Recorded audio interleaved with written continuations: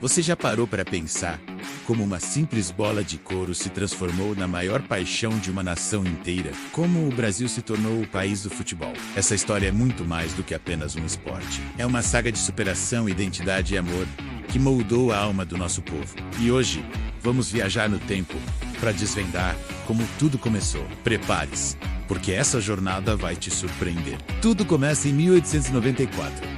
Imagine um jovem chamado Charles Miller, filho de um escocês com uma brasileira, voltando da Inglaterra para o Brasil. Na sua bagagem, algo que mudaria o destino do país para sempre. 2 bolas de futebol e um conjunto de regras. Naquela época, o futebol era um esporte de cavalheiros, um passatempo exclusivo da elite paulistana.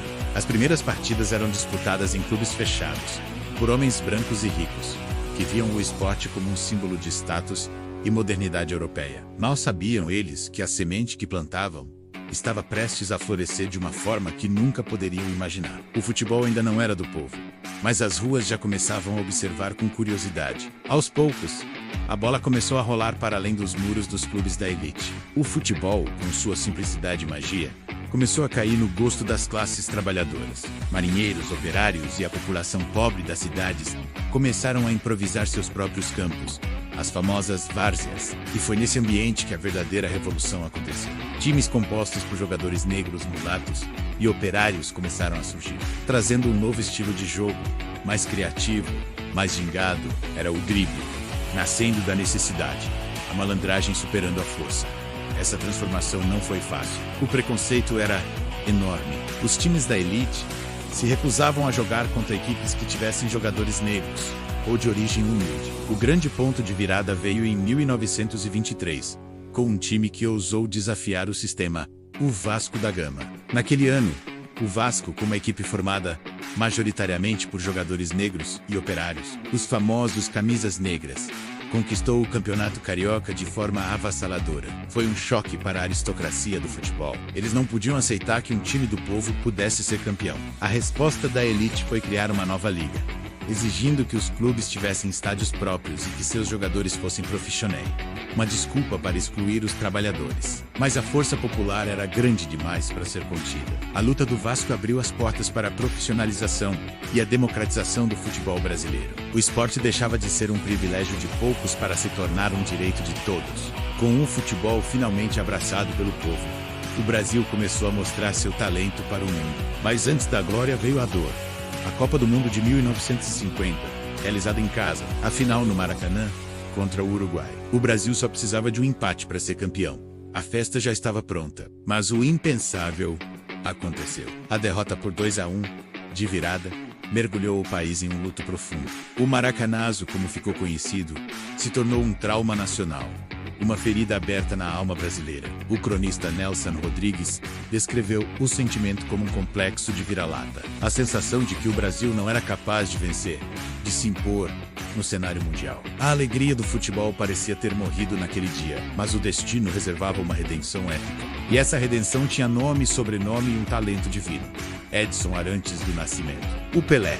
Em 1958, na Suécia, um jovem de apenas 17 anos, negro e de origem humilde, vestiu a camisa da seleção e encantou o mundo, ao lado de craques como Garrincha, Didi e Vavá. Pelé liderou o Brasil na conquista de sua primeira Copa do Mundo. A final, contra os donos da casa, foi uma exibição de gala. O Brasil venceu por 5-2. E as imagens de Pelé, chorando nos ombros do goleiro Gilmar, rodaram o planeta. Aquele choro lavou a alma do Brasil.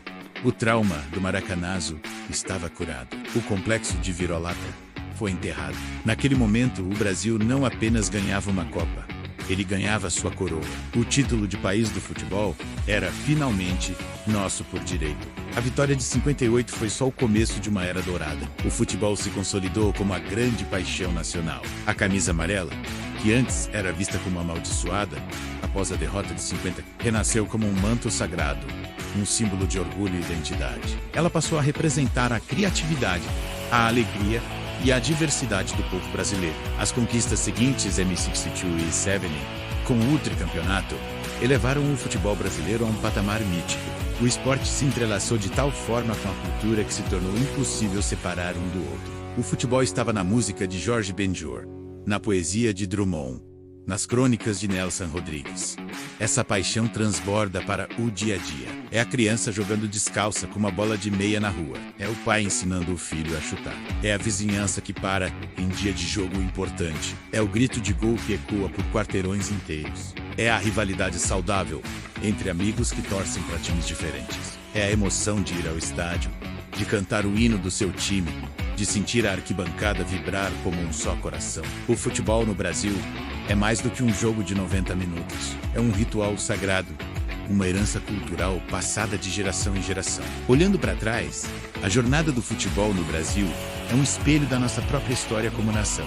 Começou como esporte da elite, mas foi sequestrado e reinventado pelo povo. Enfrentou o preconceito e a exclusão, mas usou o talento e a criatividade como armas para vencer. Sofreu uma derrota avassaladora, mas encontrou na superação a sua maior glória. Do Charles Miller à Pel, das várzeas ao Maracanã, a bola rolou e, com ela, construiu uma identidade. Ela uniu um país de dimensões continentais em torno de uma única paixão. Hoje, o futebol brasileiro enfrenta novos desafios: a modernização, a globalização, os problemas de gestão. Mas a essência, a alma, permanece intacta. Ela vive em cada campinho de terra e em cada praia, em cada esquina onde uma bola está rolando. Ela vive no coração de milhões de brasileiros que, a cada dribble, a cada gol, reafirmam por que somos e sempre seremos o país do futebol. Essa é a nossa história, a nossa glória, o nosso DNA.